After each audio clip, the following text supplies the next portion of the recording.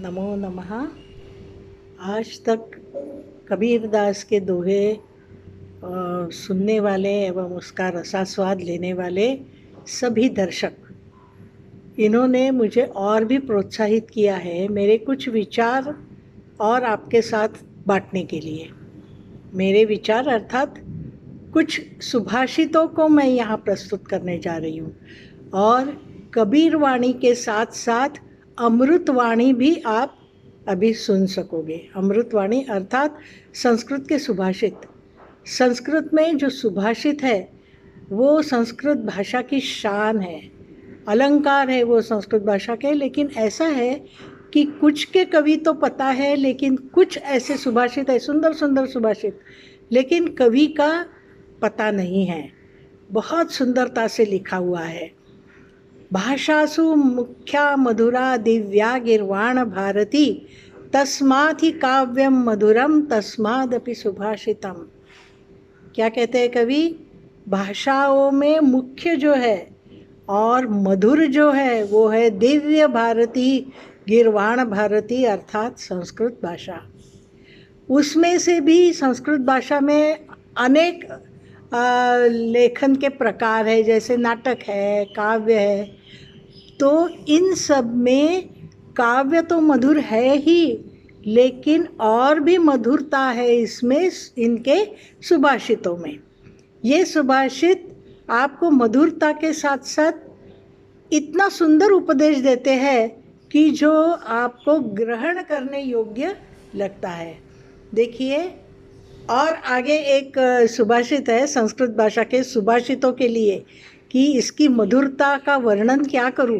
कवि कहते हैं, द्राक्षा म्लान मुखी जाता शर्करा चाश्मताम गता, सुभाषित रसस्याग्रे सुधा भीता दिवम गता। अब देखिए, सुभाषितों की मधुरता इतनी है कि द्राक्षा अर्थात वारुणी मदिरा जो है वो म्लान हो गई, उसको वो मुंह दिखाने लायक नहीं रही। दूसरी है शर्करा जो मीठी है, सबको पता है। तो शर्करा जो है मीठी, वो छोटे छोटे कणों में बदल गई, चाश्मताम गता। तो छोटे छोटे कणों में वो बदल गई है। क्यों? सुभाषित के रस के कारण जो सुधा है, जो अमृत है, वो डर कर स्वर्ग में चला गया। हम कहते हैं कि स्वर्ग में ही अमृत मिलता है, तो कवि कहते हैं कि सुभाषितों के सामने इस अमृत की कुछ चलने वाली नहीं है, इसकी मधुरता सुभाषितों से कम ही है, इसीलिए वो अमृत जो है वो चला गया स्वर्ग में। तो इस प्रकार के है ये जो सुंदर सुंदर सुभाषित है, एक एक एक एक करके आप आज से ग्रहण करोगे। देखिए, पहला सुभाषित है, अंजलि स्थानानि पुष्पाणि वासयन्ति करद्वयम्, अहो सुमनुषां वृत्तिम वाम दक्षिणयोः समाः। अगर हमने हाथ के अंजुलि में फूल लिए, बहुत सारे सुगंधित फूल लिए, तो ये फूल ये नहीं कहता कि ये मेरा वाम हस्त है या दक्षिण हस्त, अर्थात ये मेरा लेफ्ट हैंड है कि ये राइट हैंड है, और उनको मैं वाम हस्त जो है उनको मैं सुगंधित नहीं करूँगा, ये फूल नहीं कहते। ये जो है ये वाम और दक्षिण दोनों हाथों को सुगंधित करता है। कौन? फूलों का सुगंध।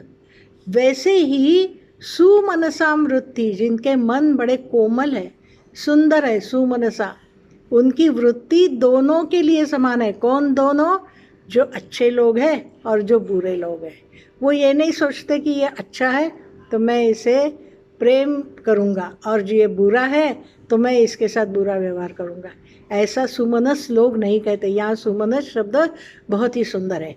सुमन का अर्थ है फूल, और दूसरा सुमनस का अर्थ है सुंदर मन वाला, अर्थात सुसंस्कारित मन वाला जो आदमी है, जो व्यक्ति है, वो दोनों के लिए उसका व्यवहार समान होता है।